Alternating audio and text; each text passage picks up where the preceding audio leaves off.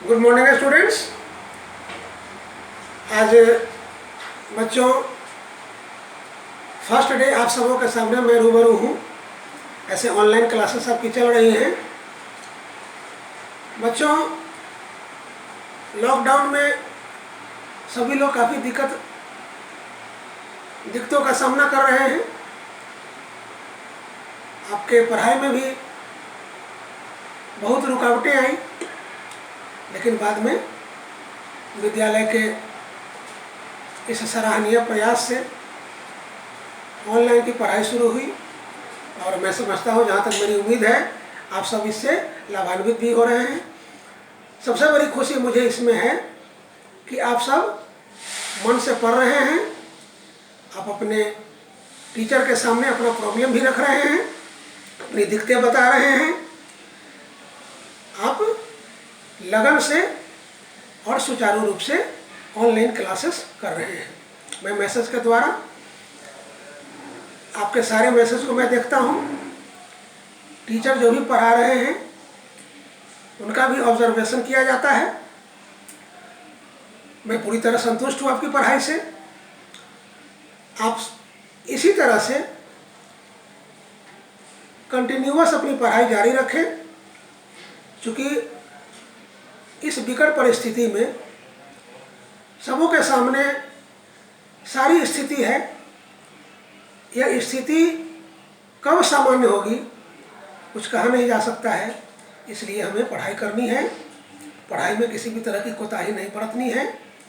आपकी जो भी ऑनलाइन क्लासेस हो रही हैं, विद्यालय के द्वारा जो मुहैया कराया जा रहा है, आपको जो भी टीचर आपको पढ़ा रहे हैं, आप इसी लगन और मेहनत से पढ़ते रहें, उनकी बात मानें, आप उनका रेस्पेक्ट भी करें और आप होम असाइनमेंट ज़रूर तैयार करते रहें, ताकि आपकी जो भी सिलेबस है उसका मतलब कुछ पार्ट जो है लॉकडाउन खुलने से पहले समाप्त हो जाए, ताकि आगे आपको कम चैप्टर बचे, ताकि आप अपने सिलेबस को सही समय पर समाप्त करें और उसका रिवीजन भी करें, ताकि आप अच्छे नंबर लाएं और एक अच्छे नंबर के साथ आप दूसरे वर्ग में जाएं।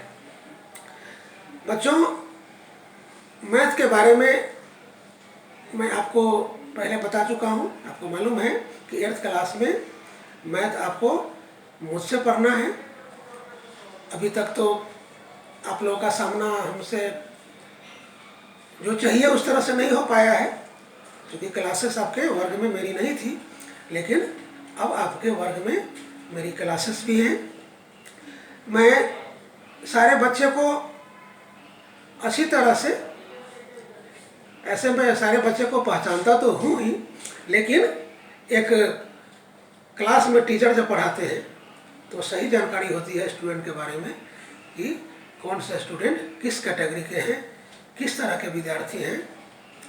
यह तभी पता चलता है जब टीचर क्लासेस में रेगुलर जाते हैं और पढ़ाते हैं। तो उनकी जानकारी तो आप उतनी जानकारी विशेष तो सारे बच्चों का मुझे नहीं है, लेकिन क्लासेस में जाने के बाद सारी जानकारी हो जाएगी। लेकिन अभी जो मैं देख रहा हूँ, आप सबों की जो सराहनीय प्रयास है और जो लगन मैं देख रहा हूँ व्हाट्सएप ग्रुप के माध्यम से आप जो पढ़ रहे हैं ऑनलाइन, ये काफ़ी सराहनीय कदम है आपका।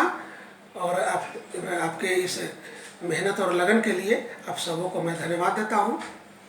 और आज मैं एक बच्चे के प्रॉब्लम को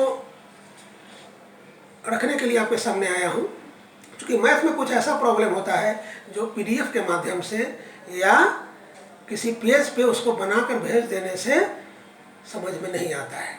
इसके लिए टीचर को सामने बोर्ड पे बताना जरूरी होता है या कॉपी पे बताना जरूरी होता है, नहीं तो उसको आप नहीं समझ पाओगे ठीक से। एक बच्चे का प्रश्न है, एक बच्चा है अमित, जिसने क्वेश्चन किया है कि how will we represent the number rational numbers, different rational numbers on the number line, and what will be the method to insert one or more than one rational numbers between two given rational numbers. Today we shall study about it. Firstly, we shall study how will we represent different rational numbers on the number line today. So listen carefully and look toward the board. Only then you will understand very easily to represent the number line, represent the different rational numbers on the number line. चलिए बच्चों, तो हम शुरू करते हैं। आज हम लोग पढ़ते हैं कि कैसे हम डिफरेंट रैशनल नंबर को नंबर लाइन पे रिप्रेजेंट करेंगे। दो चीजें आज हम लोग पढ़ेंगे। पहला पढ़ेंगे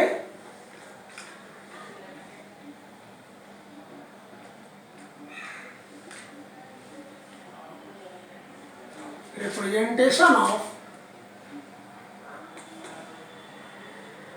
different rational numbers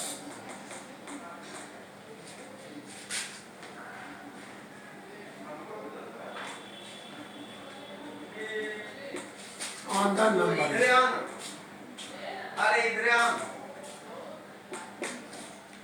दूसरा हम लोग पढ़ेंगे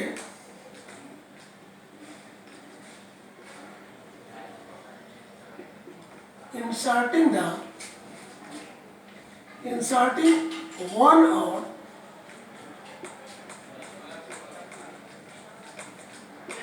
more than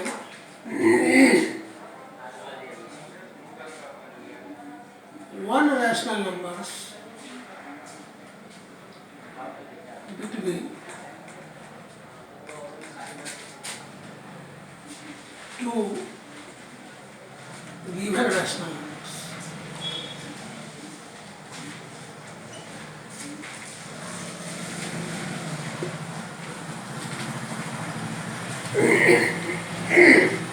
आप बच्चों अपना सवाल बनाएंगे,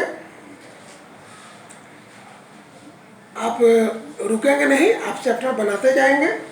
कहीं भी किसी भी तरह का प्रॉब्लम आपको हो, बहुत सारा प्रॉब्लम है जिसको पेज पे बना के भेज देने पर भी समझ में आ जाएगा, लेकिन कुछ ऐसा भी प्रॉब्लम होगा जिसको आपको वीडियो के मार्फत से समझना पड़ेगा।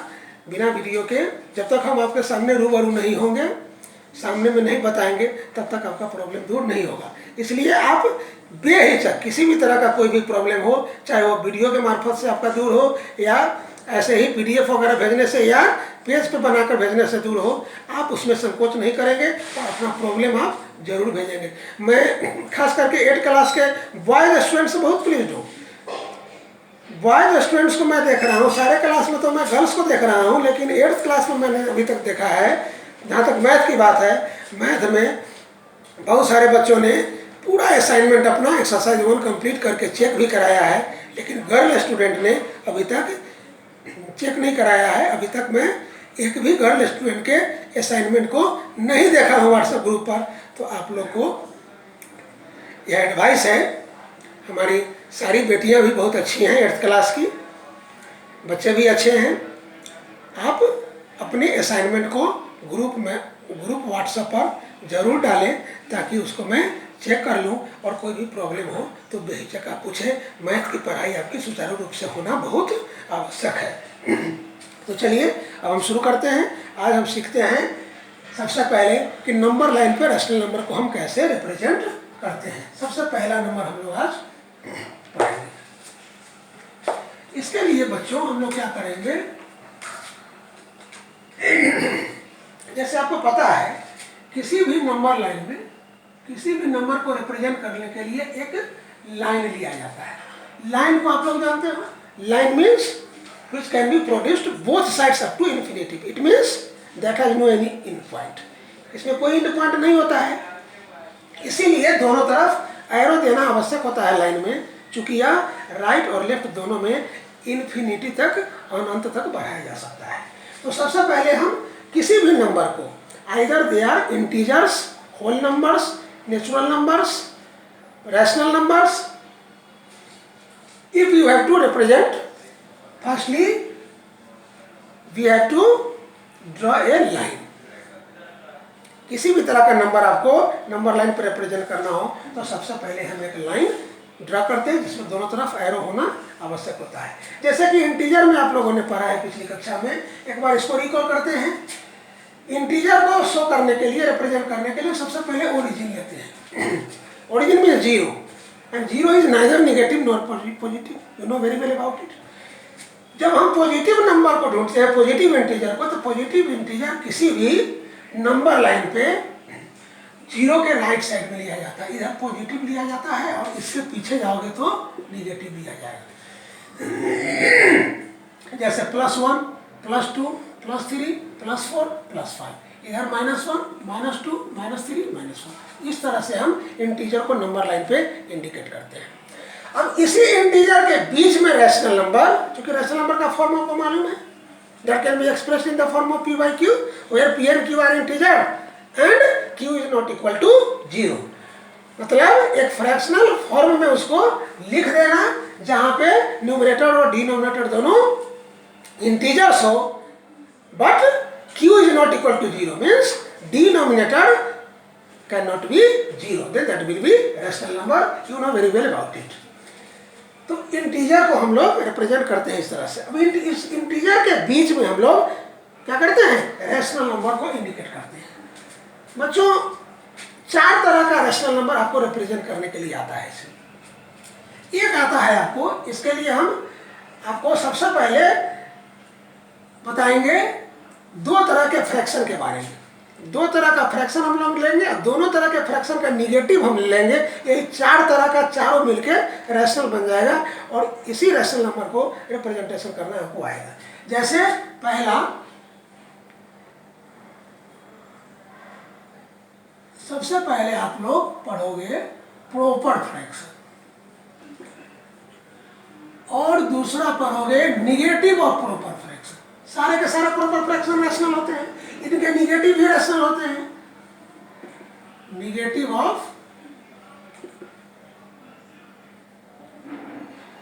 Proper fraction.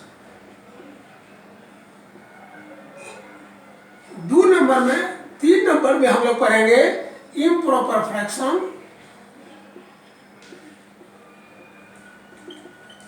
And negative of